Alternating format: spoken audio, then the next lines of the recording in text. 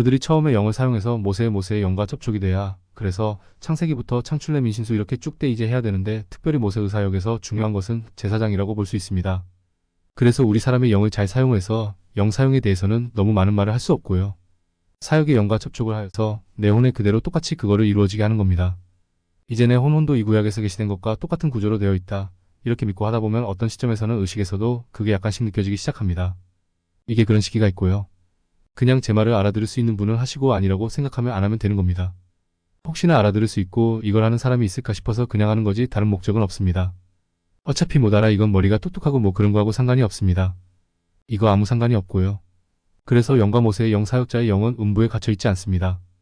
그래서 지금도 그 영과 함께 운행을 하고 있고 이거와 간절히 접촉하고자 하는 사람의 영과 반드시 접촉을 해가지고 그게 역사하게끔 돼 있습니다.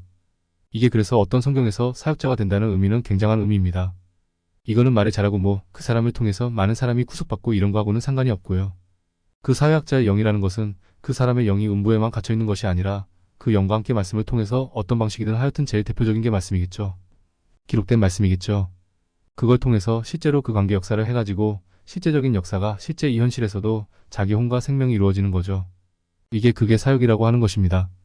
사역은 어떤 좋은 가르침 어떤 헬라나 히브리어를 잘 번역해가지고 박사급의 지성을 가지고 사람들에게 깊은 이해를 주고 감동을 주는 그런 거를 사역이라고 하지 않습니다.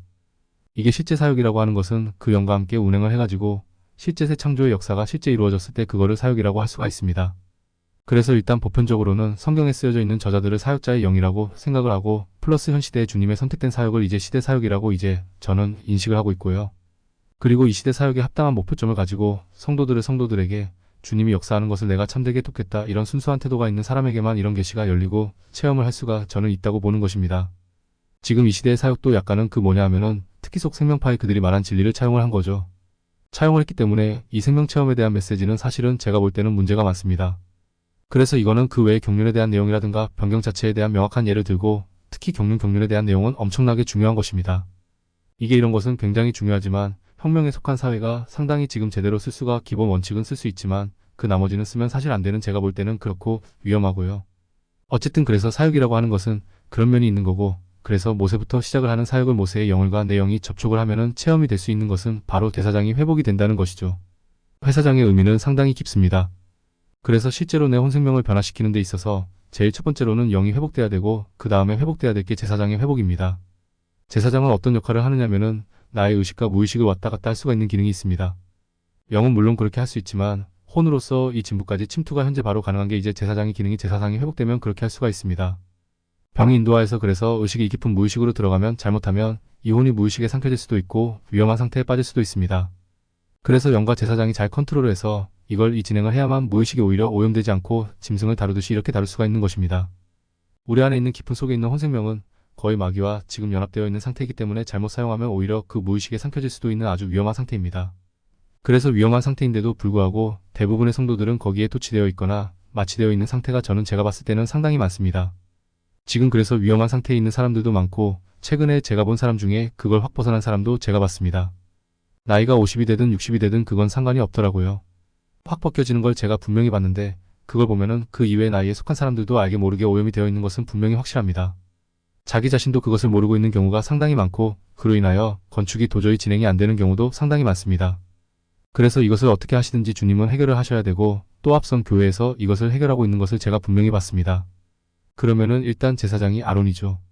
아론이 명확하게 자신의 혼과 동일시되는 그런 역사가 제가 체험했을 때는 명확하게 일어납니다. 그래서 출애굽기에 봤을 때 모세는 그리스도라고 생각을 하시고 아론은 나라고 생각하시면서 봐야만 그게 출애굽기부터 외기 신명기까지가 이해가 되고 그것이 내 혼에 그대로 적용이 될 수가 있습니다.